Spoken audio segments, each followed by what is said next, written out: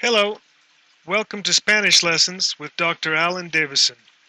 The videos in this series are designed to be used with the Blurzo el Burro graded Spanish reader.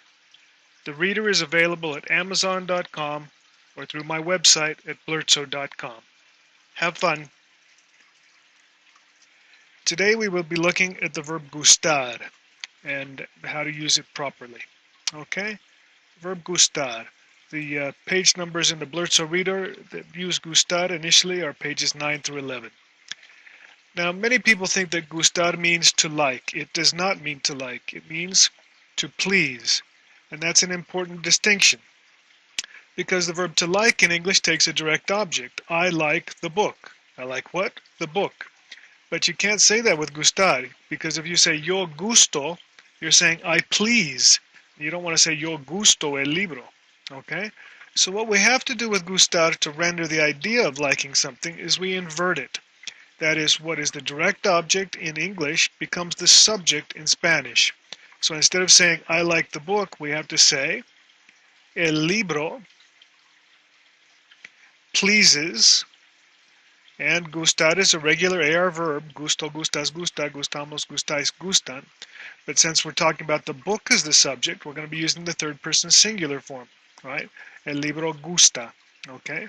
Now, if you want to then render who is actually receiving the pleasure of this book, who's liking it, what we do is we use what are called indirect object pronouns.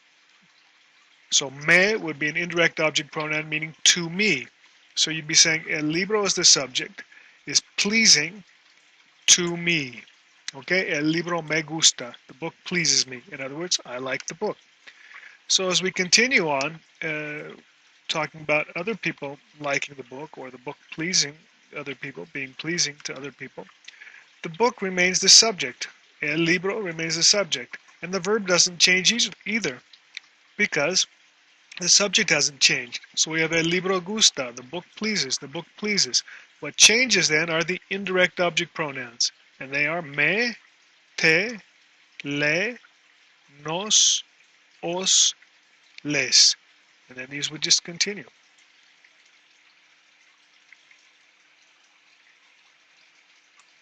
So el libro me gusta, the book is pleasing to me.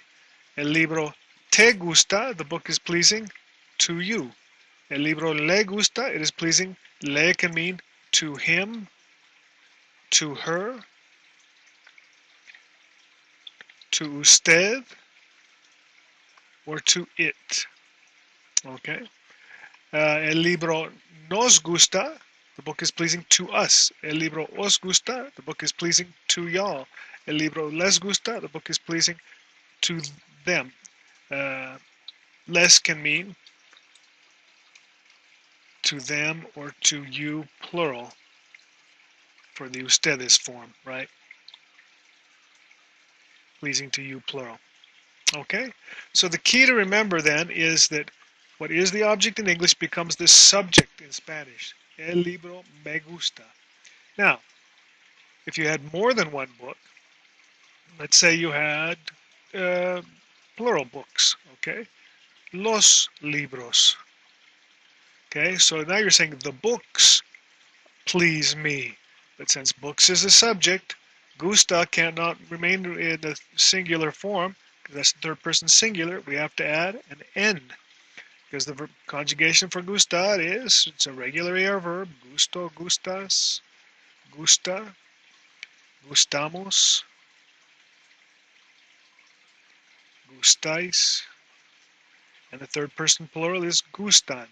So generally what you're going to see here is you have either singular plural subjects here, el libro, los libros, and then either gusta or gustan over here. Okay? You will very rarely be using the forms gusto, gustas, gustáis, gustamos. Okay? It's going to be either gusta or gustan.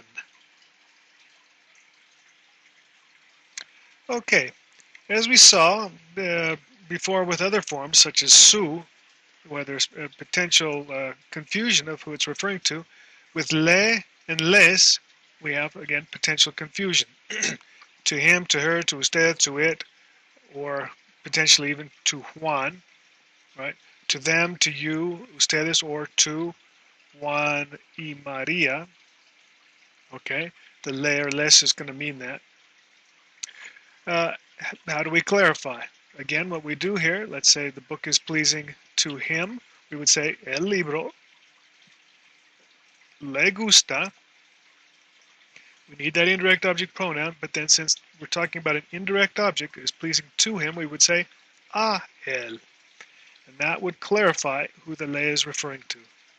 If it were pleasing to usted, like you formal, like the book, it would be el libro le gusta a usted. And that would clarify who the le is referring to. If it were plural, that is pleasing to a plural number, then it would be el libro les gusta, still gusta, because it's still el libro singular. El libro les gusta, and then we put a to whomever it's pleasing. A ellos. Okay, and that would clarify who the les is referring to. Or a Juan y Maria. Okay, if it were pleasing to Juan y Maria. So the only way to say Juan and Maria like the book is to say el libro les gusta a Juan y Maria. Or in the singular form, you wanted to say the book is pleasing to Juan, or if Juan likes the book, it'd be el libro le gusta a Juan. Okay? El libro le gusta a Juan. The book is pleasing to Juan.